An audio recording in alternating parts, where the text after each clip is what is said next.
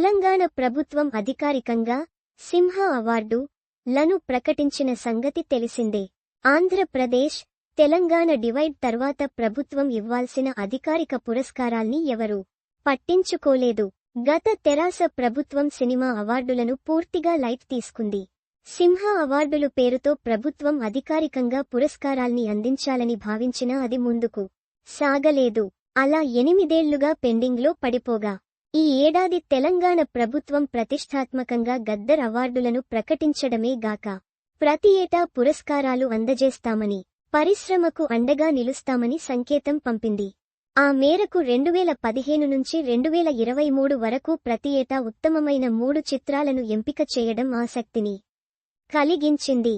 ఉత్తమ చిత్రం కేటగిరీలో ప్రథమ, ద్వితీయ, తృతీయ పురస్కారాల్ని ప్రకటించారు. ఈసారి ప్రకటించిన పురస్కారాల్లో నటసింహ నందమూరి బాలకృష్ణకు ఎన్టీఆర్ జాతీయ అవార్డును ప్రకటించడమే గాక ఆయన నటించిన 2 సినిమాలకు ఫ్యాన్స్ ని ఎగ్జైట్ చేసేలా ప్రతిష్ఠాత్మక పురస్కారాలను తెలంగాణ ప్రభుత్వం అందజేసింది.